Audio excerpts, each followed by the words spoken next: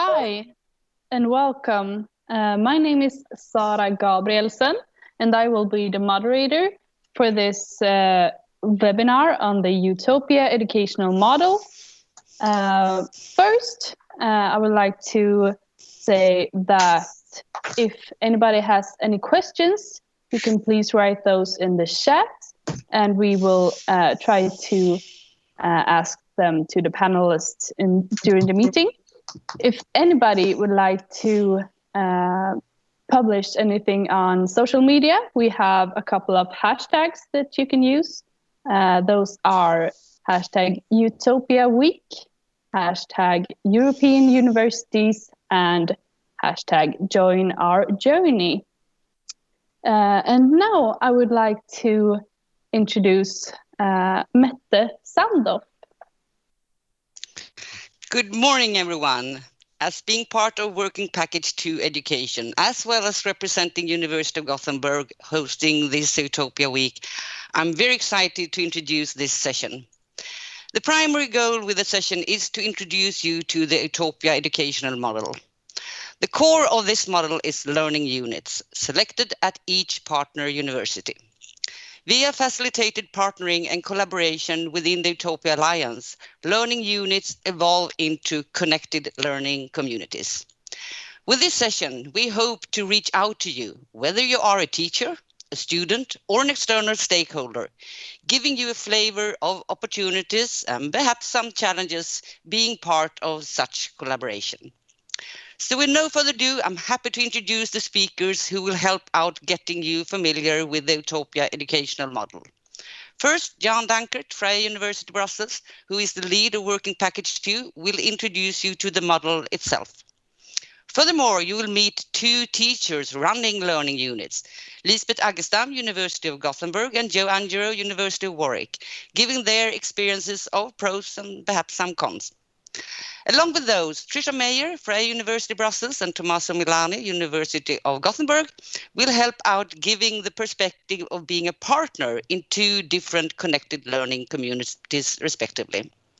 Last but not least, you will meet three students, Sophie Frankpitt, University of Warwick, as well as Fromm and Fanny Nilsson, University of Gothenburg, with experience of being part of different connected learning communities as students. Again, most welcome to this session that hopefully inspires you all, perhaps taking part yourself in the future. Now leaving the Zoom floor to Jan.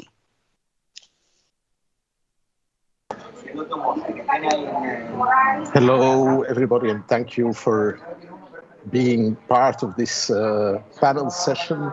I'm trying to share my screen now and go to the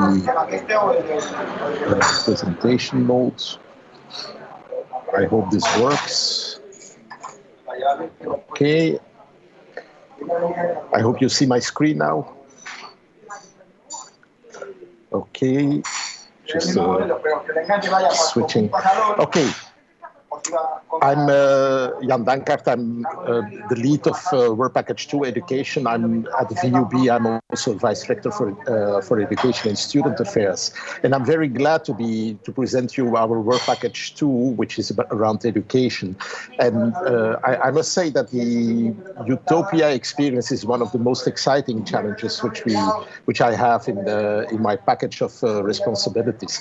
And if we present EUTOPIA, we always show that the Work Package 2, which is the one here in the center, that the Work Package 2 is central into all the work packages of EUTOPIA. And why this is, well, I go back to the speech which the head of the European agency, which is leading us, the Demis Christofido, which gave with the launch back in the end of 2019, launching the first batch of European universities. We should not forget that we were a member of the first batch of European universities being selected. And if you see, I'm not going to read what she said, but if you see, it's all about education, creating a European education area, European education area, making learning accessible to all, making learning fit for the digital area, ensure higher quality through deeper cooperation, share common European values, and serve society and have a positive impact.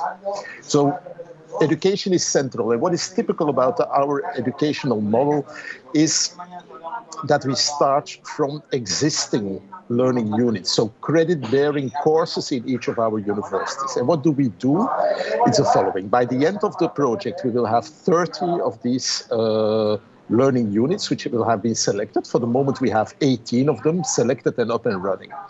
And we do that in 3 selection rounds. We've already had 2 of them, and we will launch the next selection round very shortly, and we will close it in fall. And then by the beginning of 2022, all 30 of these learning units should be up and running.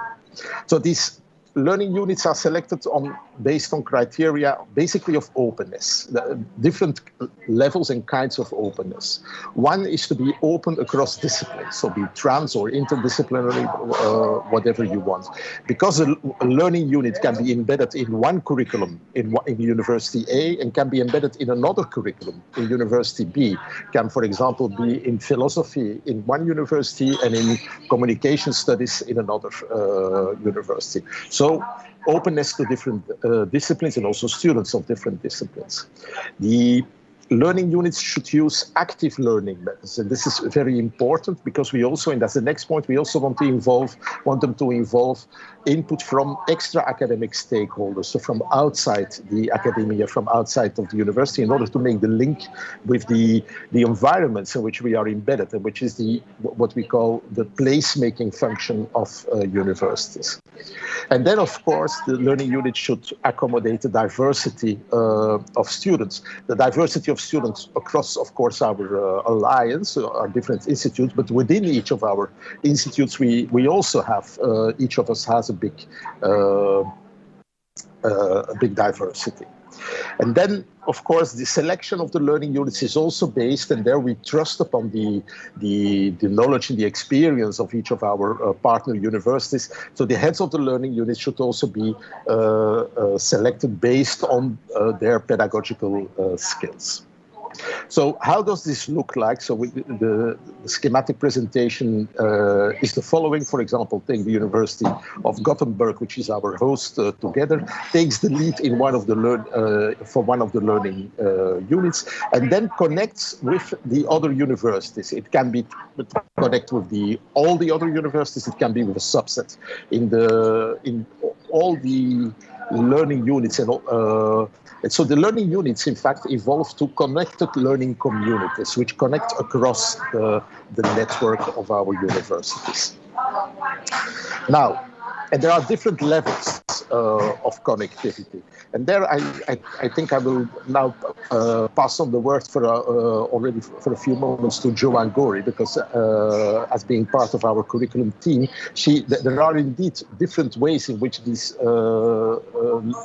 collective learning communities can connect. Jo, can you go on further? Thank you, Jan. Thank you very much. So I'm Jo Angouri. I'm the academic director for education and internationalization at the University of Warwick, but I'm also part of the curriculum team, and my role is the curriculum development and the implementation of the education model. So it's a pleasure and a huge privilege to be in the position to see EUTOPIA becoming a real and tangible model for the future of transnational education and collaboration between our universities. So that is really very important in terms of how what we're trying to achieve and what we're piloting now is much more to us than a project. We consider it to be a very important opportunity to capitalize on both the emphasis that education is currently having and the disruption that we've experienced and we're experiencing during COVID-19, to consider how we can bring innovation building on current existing practice. So Jan has already covered the sort of the backbone, which is existing units in our curricula. And part of creating this connectivity is also on building on innovation from existing good practice. And that is fundamentally important. We're discussing this in an academic paper for those of you who want to have much more than the visual metaphor that you see on this slide. And I also need to apologize because this visual metaphor is supposed to show you a pyramid, but it sort of comes across a bit more like a triangle, which does not capture the 3D part of what we're trying to do. And what we're showing with this visual metaphor is the opportunities to build on the basis of what we're currently doing. So innovation is very commonly understood in education as something that is different to what we currently do. And often it gets translated to a new course or a new program. And there are a number of problematic assumptions here, because one is that this course or program doesn't exist, and it's also those who offer it would bring something that others haven't already brought to the sector or to the student experience. And also, more importantly, even when it does work, it often remains peripheral and only touches the learning journey of some of our students. What we're actually trying to do is to say that this is not good enough for the evolution or revolution of teaching and learning that we want to see in Utopia. And what we're doing is to create a frame that builds on different layers. The foundation is through sharing current and existing practice.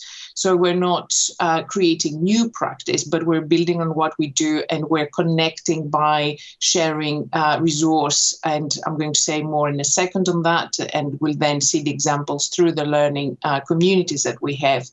And through creating that foundation on existing resource, which is what we currently have, and COVID helped a lot as we all became digital overnight. It became an opportunity to see how we could create this openness through bringing what we are doing and what works for our students and our local ecosystems.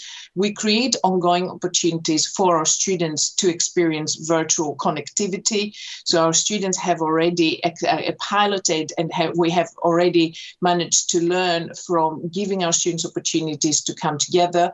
And through that, we're opening up and we're creating an Utopia curriculum, which allows and enables students to experience much more dynamic global learning than mobility understood in a traditional way that happens only at one part of your degree. And we know that this is really important and it is transformational for some, but it's also, we know that a number of groups are also underrepresented. What we saw is that our learning communities, and I can't say more, but as I said, we will soon can share sort of a paper on that. For time reasons, I need to move on, but what we have seen is that this is a very rich model and we have very good results. And our first 6 communities have produced valuable resource and valuable opportunity to add value to the learning journey of our students, of ourselves, and our non-academic stakeholders by opening up and building on what works and what can actually enrich and add value. So if we move on to the next slide, then what we actually are showing with this is the sort of the color scheme shows from the sort of the darker to be where our learning communities converge to where our learning communities are moving towards in terms of our future journey and path. What we're trying to show here very briefly is how within a very short time, because actually what we're reporting here is really this academic year, our learning unit created and started becoming learning communities, building and sharing resources, both in terms of our core and everyday academic practice. So we shared guest lectures, we shared syllabi, we shared and we brought each other's voice into the class. But we also work together in connecting assessment briefs and enabling our students to work on same issues, but to actually see the local relevance of global problems. And for us, this is really very important and is something that we want to pilot and find pedagogical formats that actually would enable the students to really engage with the local significance of global problems. What has also happened, and the 2 learning communities, one of which I have the privilege to represent, will show you different examples, is to already establish significant cross-campus activities, and that is really a very important tribute to the model and, of course, to the hard work that all the teams and everybody is actually putting into the development of this journey. And, of course, our students are really very active, and that's what we want. What we all fundamentally believe is that engaged, active students are engaged students. Engaged students get the best outcomes from the educational journey, and we want to facilitate that.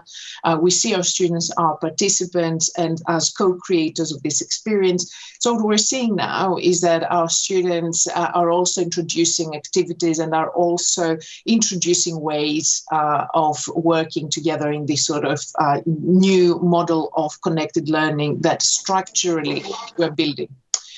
So moving on, I think I hope I've given you enough to excite your imagination and your appetite to want to read a 40-page academic paper where we explain the academic rationale of what I've described, and we have to share that once through review, which is what's happening as we speak.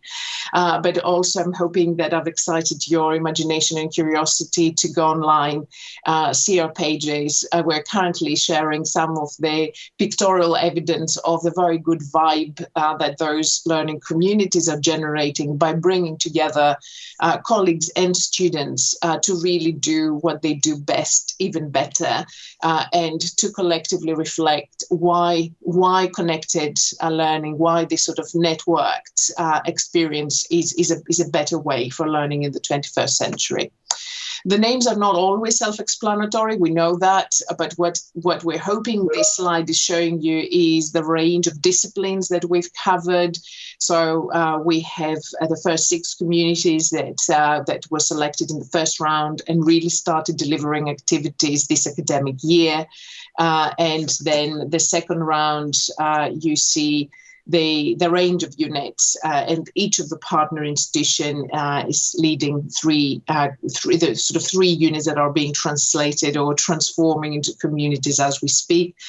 So the vision and the aspiration is by the end of the pilot project to have a really vibrant community in all partner institutions that together will form a learning ecosystem that is more than its parts. So the starting point is that each of the partner institution has a lot of excellent good practice. There is a lot that we've been doing that is really good. There is a lot that is actually working very well. What we're trying to do is not to necessarily do what we can do on our own very well with our students, but to achieve something that we cannot do outside the Utopia. And this is really the main, for us, really the aspiration and really the questions that all our communities are working on. How can we make this actually really the ecosystem of the 21st century where we are co-creating, we're working together in a synergy, and we're providing this right balance, which is not an easy one. It's very easy to talk about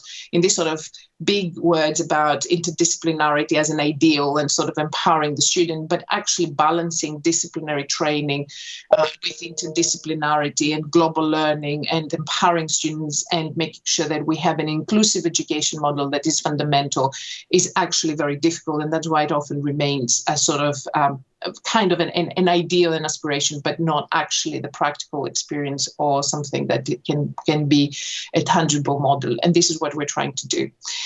So moving on and moving to the future, we've already learned an enormous amount from, to the best of our knowledge, it's the sort of the largest experiment of this type. So we're generating a lot of knowledge for pedagogy and innovation and for the sector. And we're also generating a lot of good practice, which I think has already made the learning of ourselves and our students much richer.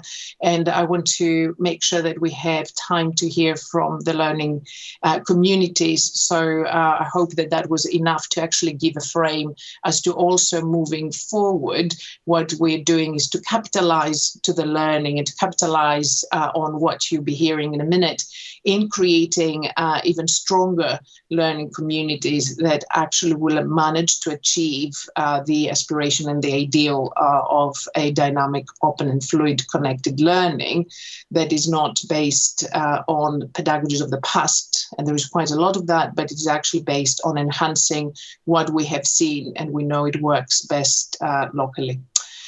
So Jan, I think next slide, I'm passing on back to you on the future. I think from our end, our learning communities, as Jan started, I will finish by saying, are really the heart of the Utopia. We firmly and fundamentally believe in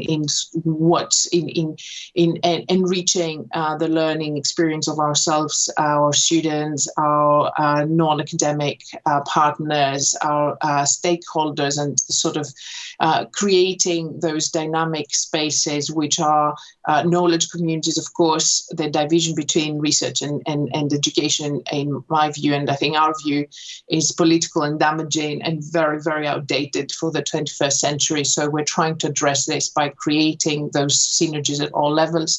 And we're hoping that this summer is also the time when we're piloting a whole range of significant student-led events. So we will be in a position to share even more positive news and positive vibes very soon.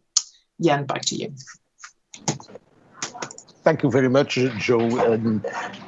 Indeed, also, in order to make clear how original our educational model is, we might also stress what it is not.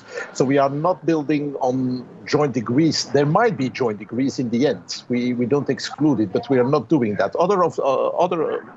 And I guess most of the European universities are capitalizing on that, on building joint bachelor, joint master degrees. So our model is really a bottom-up model, where, as Jo explained, we capitalize upon the experiences, the shared experiences of which are present within each of our universities. What does the future bring us? And this is with a question mark, because we still should decide formally upon that, but we should have. A proposal would be that the connected learning communities in fact evolve into connected learning and knowledge communities, and the I from innovation is also already there. So we might just call them connected communities, where learning and teaching, the placemaking aspects, the research and innovation aspects all merge together. And of course, they should also be based on cross-institutional student communities. And then we hope we should contribute on solving the grand challenges of our time, which are the SDGs, or at the VUB we cluster them as also the UN does in the 5 Ps: planet, prosperity, people, peace, partnership.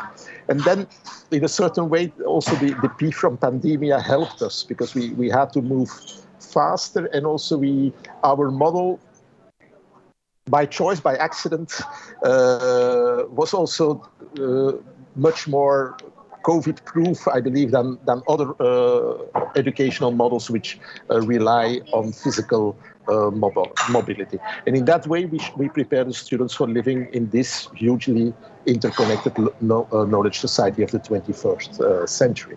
And this is what personal view on what we could evolve to in the next phase. But I think now it would be a good time to hear from the teachers present how this works in practice in their respective learning communities. Over to them, and I will unshare my presentation.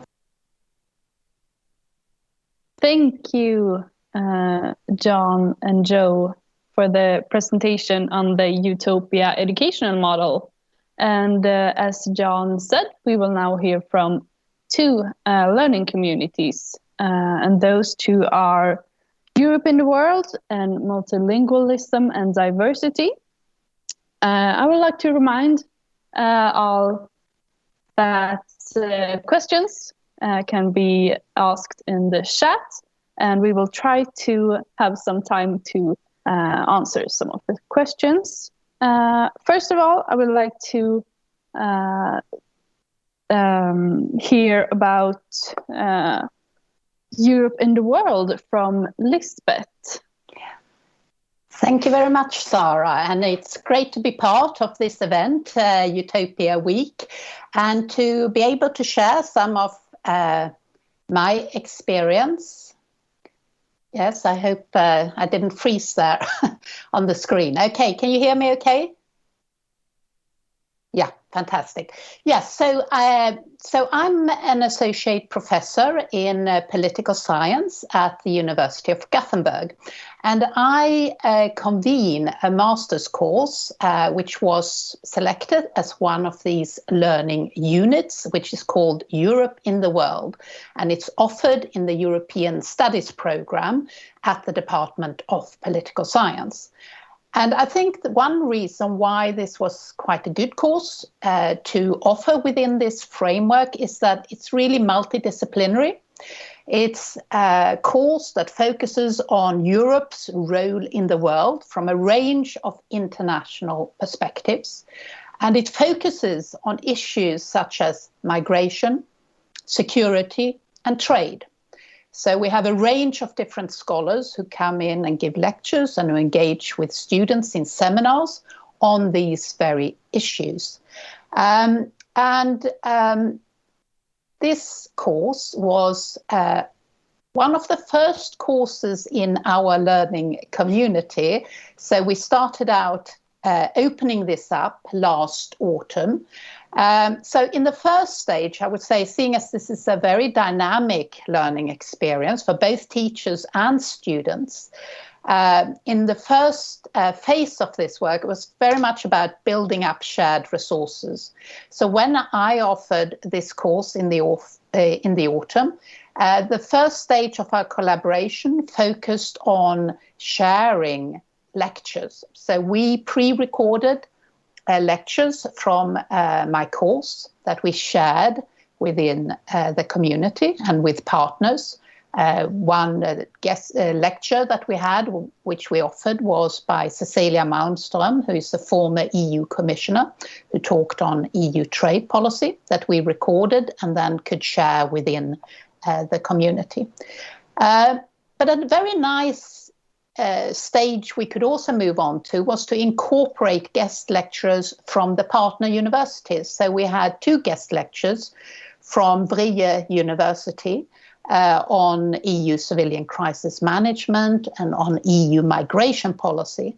And I think for students on my course, this was a great opportunity to meet teachers from other universities who could offer both their expertise, but who did this live on Zoom.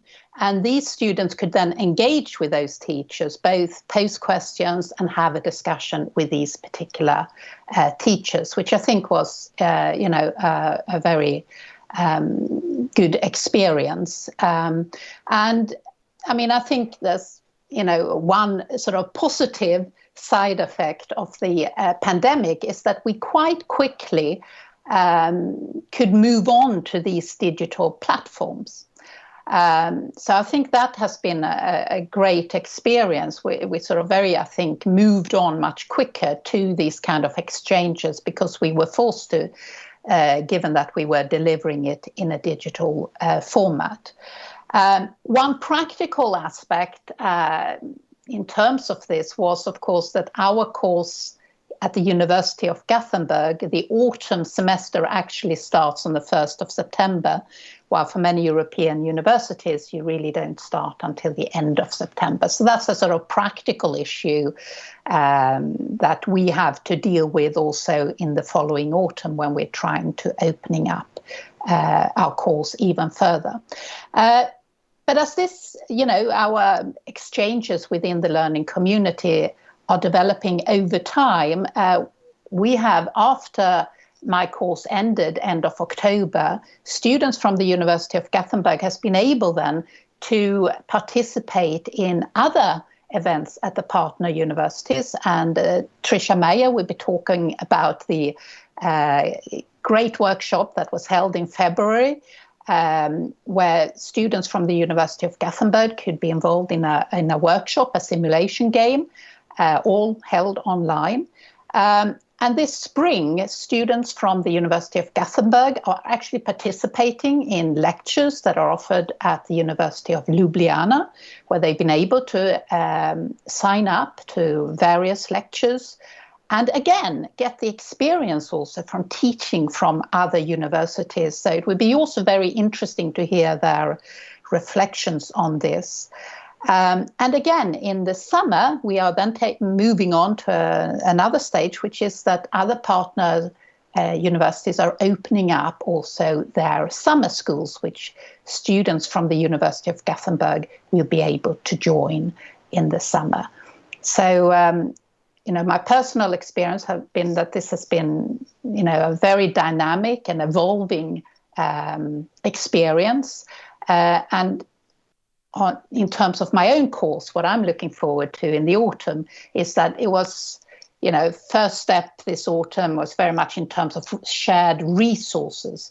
But what I want to achieve in the autumn is a much greater exchange between students from these different partner universities, because I think that is a very valuable experience, because it builds networks between European students that is so important also in terms of their future work and networks. So that was a short summary of my experience, and Sara, over to you. Thank you, Lisbeth. Now I would like to hear from Trisha on this workshop that we heard so much about. All right, and I will be sharing my screen. I hope it works the same way that it did a while ago when we tested. And here I believe I need to go full screen. Bear with me. All right, so I'm Trisha Meyer. I'm a professor of digital governance and participation at the Brussels School of Governance, which is part of the Vrije Universiteit Brussel. And indeed, I'm also involved in the learning unit on Europe in the world, and had the pleasure of opening up a simulation exercise, which we organize as part of our winter school. We organize a winter and a summer school on EU policymaking, which also is supported by the Erasmus Plus program of the European Commission. This simulation exercise aims really at bringing the theory of EU decision-making into practice. So very much is theory-driven, but practice-embedded experiential learning. And it was really a pleasure to be able to open that up beyond our winter school participants to students across Europe within the EUTOPIA universities. And so this took place over 2 days, the 4th and the 5th of February. And what you see here, you might see me, you might see my the PDF, the screenshots that I'm sharing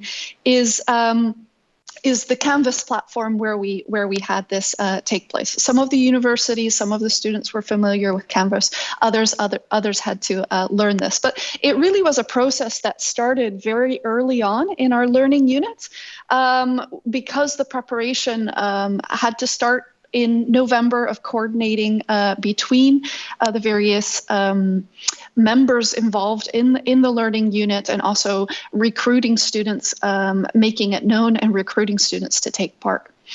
The preparation really took place in January when the students got access to the Canvas course, and we had a preparatory seminar, and they had to submit a preparatory paper, a policy brief, based on what position their alter ego would have. So they were participating as members of the European Parliament, as council representatives, so ministers of various member states of the European Union. And the topic that they were looking at, you see it there, the focus of the simulation, was the obligation of very large online platforms to assess and mitigate systemic risk. Essentially, it had a focus on digital governance, digital policy making, and currently in the European Parliament and the Council, they are discussing several files, but this one is specifically the Digital Services Act, that is seeking to regulate online platforms. And so we took 3 articles of a current policy file that is going through the EU institutions, and the aim really was to show students, well, what is going on, but in particular to give them that experience of that our decision makers at a European level go through on a daily basis. And so they had a preparatory exercise and then came to the table, to the online virtual platform in early February. And I'm just going to show you a few things as I talk through and in particular tell you what the experience was of these students.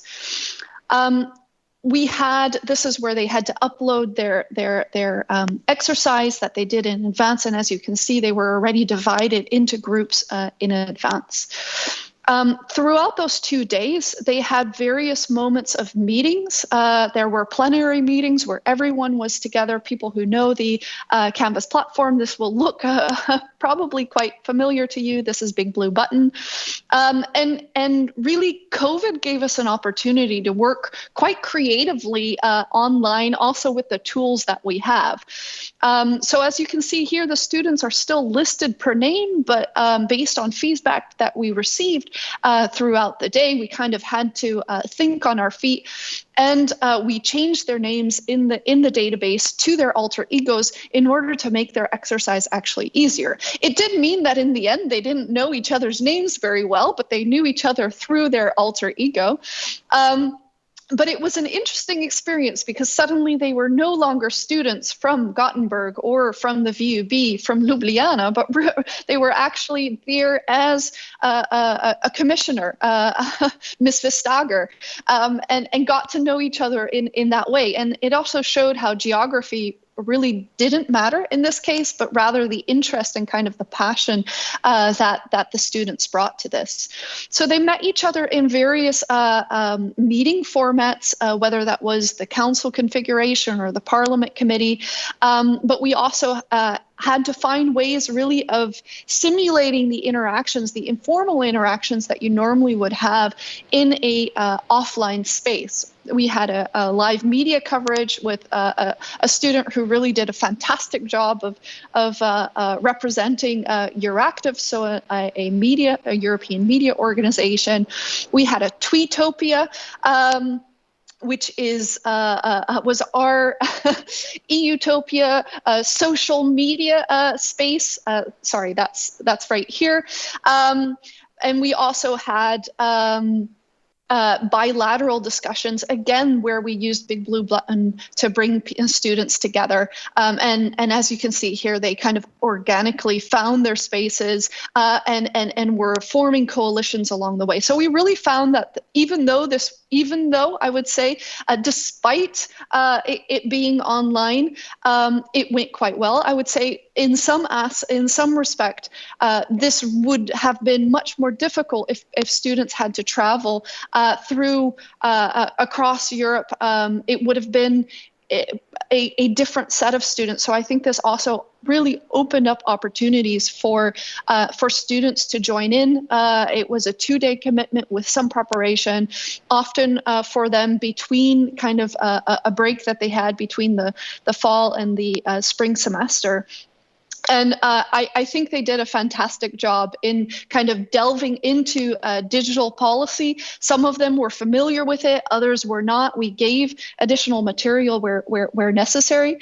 And the feedback that we received was very positive in that they found that they had a much better grip of what it actually means to pass legislation at a European level. Also, because we had those various roles involved, and I can also indicate this is really all credit is due to the students themselves, because they very much have the hand, and the simulation exercise is what they make of it as they go along these 2 days.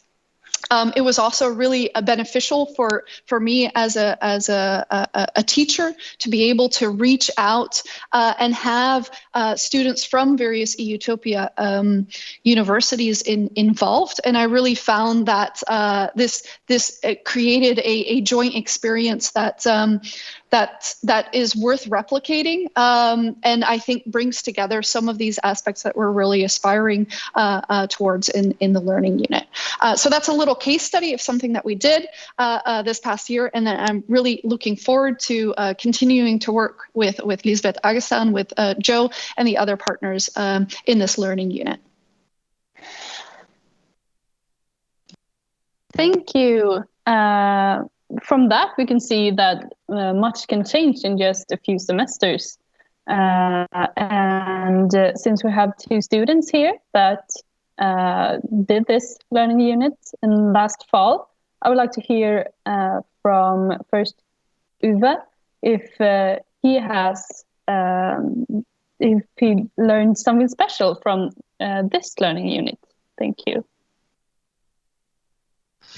Yes, thank you so much for having me. It's actually very amazing to see what is happening, and I just thought our course was amazing already, and seeing the whole extent now is just astonishing. But for me, it is worth kind of pointing out again how natural it felt having people from other universities participating in our course and speaking to us as students. I guess that being used to doing everything digital now is very, very useful. It was not only quick, but also very easy to accept because there was not a big transition. I think if we would have had in-person classes and then would have had to change to digital for only one lecture, that would have been maybe more difficult and harder to accept in a way. So it felt super, super natural. And I think that is amazing. And I believe just by getting to know people from other universities and eventually also hopefully getting to meet the students you are in a way connected with through the course will be such an improvement and an amazing experience. Thank you. We also have Fanny here. And I would like to know what your experiences was of this course.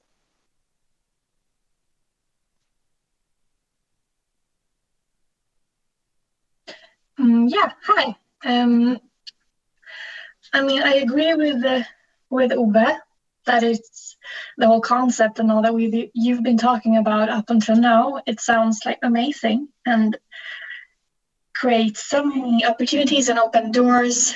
But for me, I mean, I didn't choose Europe and the World because it was a Utopia course. I had no idea what it was when I applied.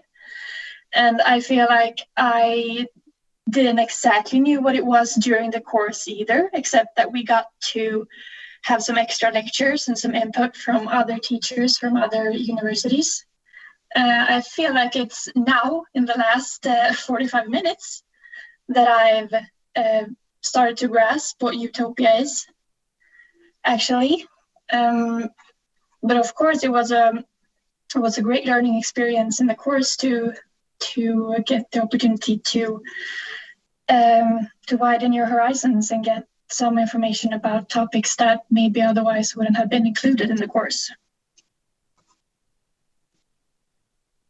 Thank you, Fanny. That is just why we're doing this webinar. We need more people to know about these learning units and why they are important and what they actually can do instead of just regular courses. And that was Europe and the World. Now I would like to hear from the other learning units, multilingualism and diversity. So first, I would like to hear from Joe. Thanks, Sarah. And I really want to be very quick to give the opportunity to Tommaso and Sophie. And it's always so difficult to balance having short webinars and so much wonderful content. I just want to react to what Fanny said, which is so important, which is that in this process and this journey is also finding the voice to articulate the value that Utopia brings to the learning journey of our students, and how privileged we are that we have our students with us who are also engaged and experimenting and are helping us to find the voice, because it is a very much of an ongoing pilot with all these exciting and amazing opportunities for application. But it is really a very important part that we are articulating it and we're making it very much a shared vision and aspiration, and something that our students really lead as sort of what they see that it brings. So very quickly on the multilingualism and diversity, this is a community that of course reacts to what we're all experiencing, that we're living in a world that is interconnected, is multilingual, is diverse and mobile, and at the same time diversity does not indicate equality, and we actually see and we're experiencing the changes that we're experiencing around us. So we are particularly interested in sort of exploring the relationship between diversity, linguistic diversity, implications for social justice, the difference that our students can make, and how they can connect the sort of the theory and their learning to practice, to contribute and make the world a better place. It's the design around this community started with opening up a specialized intensive program, which is a multi-day program, which is a sprinter, winter, summer school, which brings together students from all levels and academics and researchers and non-academic stakeholders. And it is a design that we started with colleagues from Monash University as part of the Warwick Monash Alliance.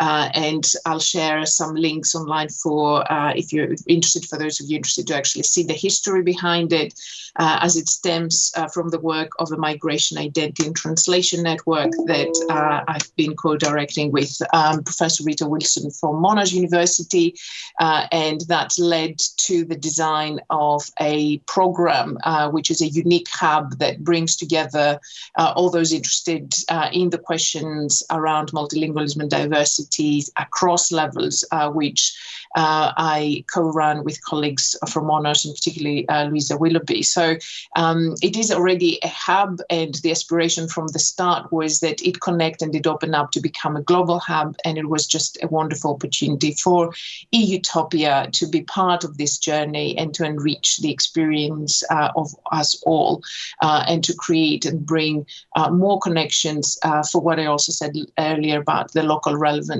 of global issues and global problems. So what we started doing is to connect the programs and the courses that we have in our learning community, and Tommaso will say more in a minute.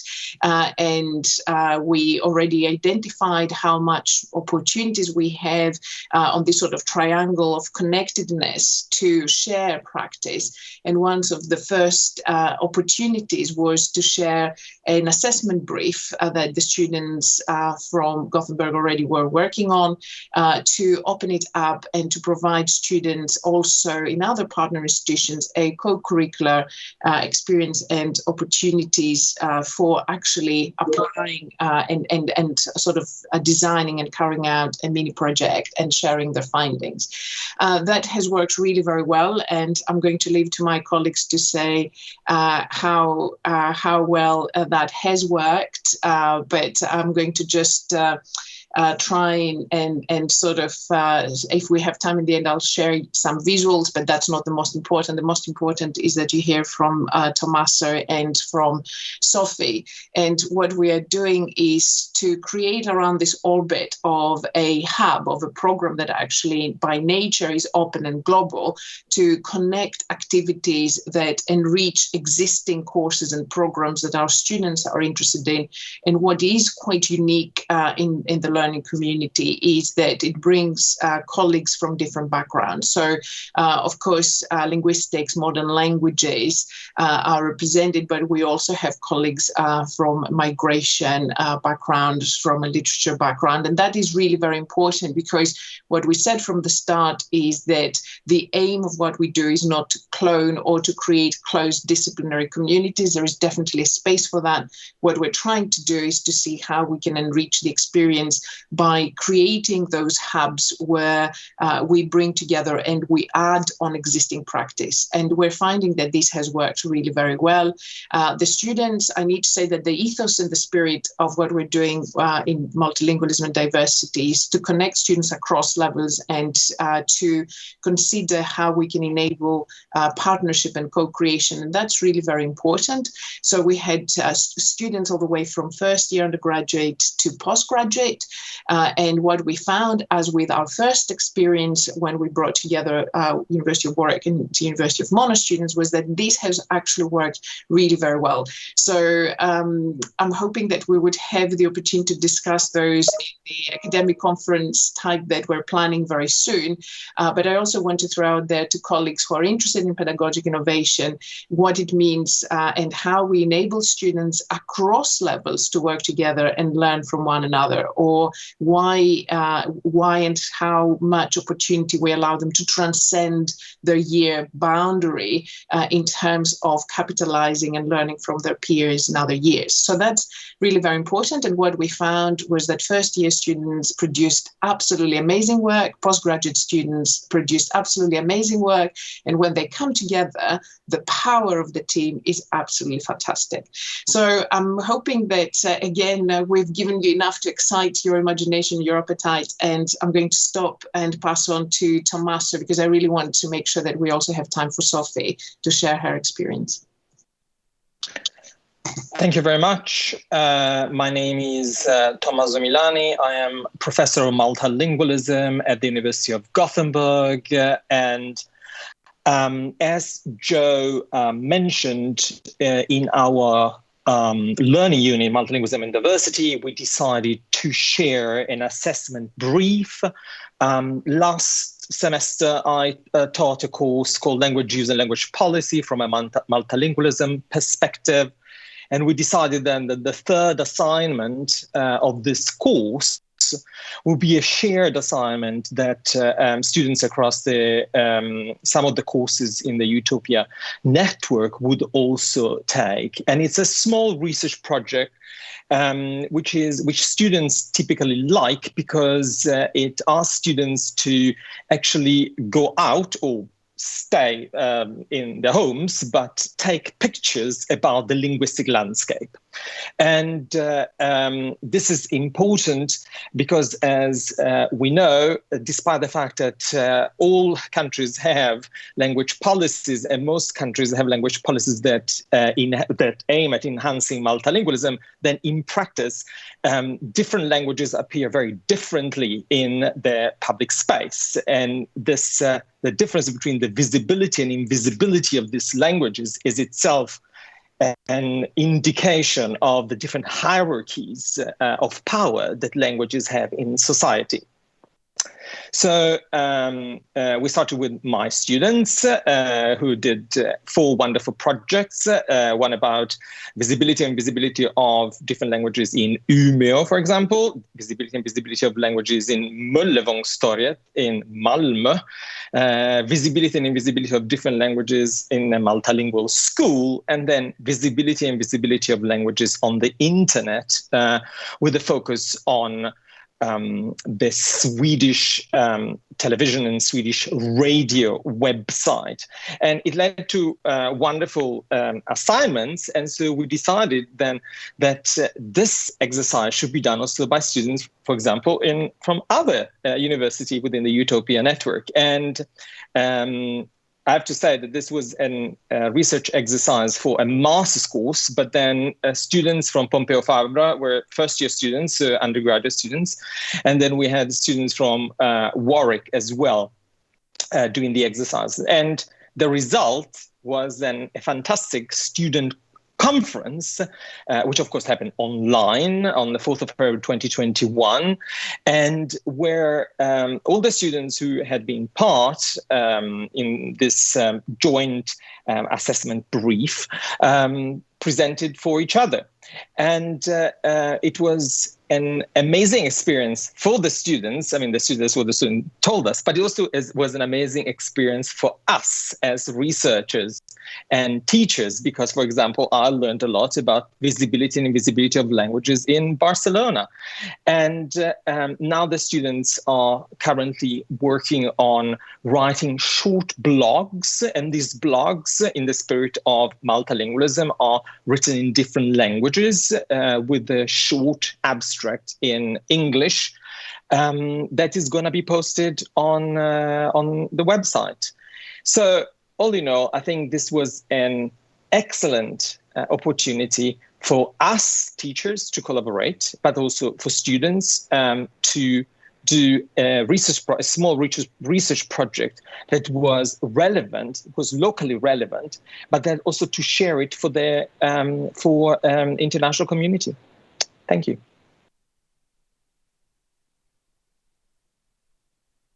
And I'll stop sharing now. Thank you. Yes. And then we have Sophie, who was a student in this course. Do you have something you would like to say about your experiences? Yeah, hi. So thank you very much for having me. I'm a first-year linguistics undergraduate at Warwick University, and I was involved with Utopia as a co-curricular programme, although it's closely related to other areas of my degree. And it was fantastic that as a first year, I was able to lead on my own small linguistic landscaping project. And engaging with the module as a co-curricular was particularly of benefit, actually, because it meant that I had the inclination to push myself in what I should study without the fear of being marked down. So I looked into the relationship between religion and linguistic landscaping, entering the project with very limited knowledge of religious theory and emerging on the other side with quite a lot.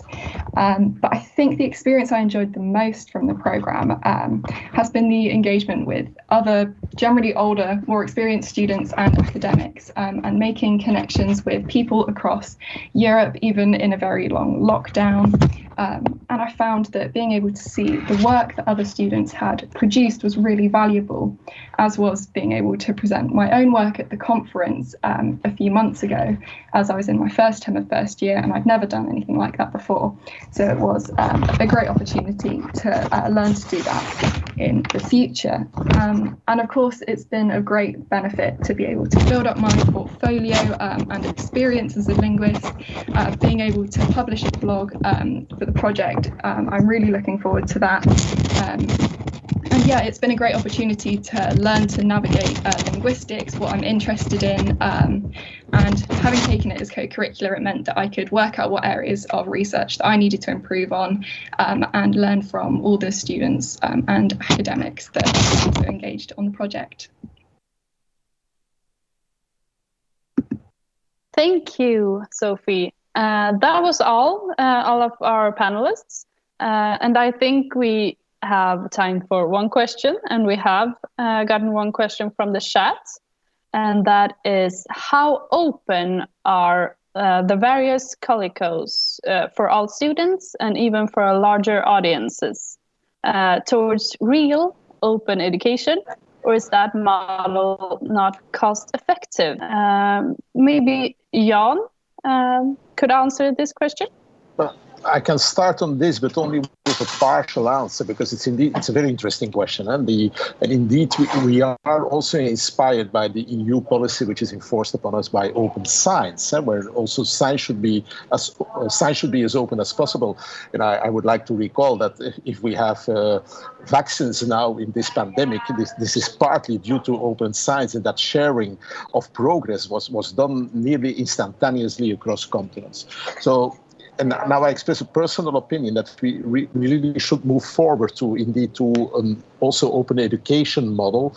And Joe and also the already showed examples of that, because in the example of the multilingualism, there was already openness towards external partners like Monash University. We also include now Stellenbosch University in Rabat, so we have different universities across different continents which are associate partners of Utopia. But in the end, I pretty much imagine that some of these learning communities really involve in open courses where indeed the material is open, is shared, is open to the world. And then, of course, we should also think about ways in which ways this can be credited for the students, and can also be credited, of course, for us as organizing universities in some way, because in some way we depend also on government money in order to in order to function. And there we probably we're going to see what micro-credentials can mean for us in this respect. But these are things which are actually on the table in 1 hour, to be very precise already. Some of these points and other points will remain on the table for a while, but I believe it's certainly a way to go. Maybe not for all, but for part of the learning communities in order to evolve into openness towards the whole world. But that's something which still, we will have to figure out. I warmly invite others to comment on that, because this is work in progress, and we should think about it. Thank you, Jan. I think that's all time that we have for now. So I would just like to say thank you to all the panelists, and thank you to all the participants who have listened to this webinar on the EUTOPIA Educational Model. I hope some of you have gotten some tips and tricks on if you can do your own learning units, and what you can do in your courses from now on. And yeah, thank you, and I hope you will have a good EUTOPIA week going on.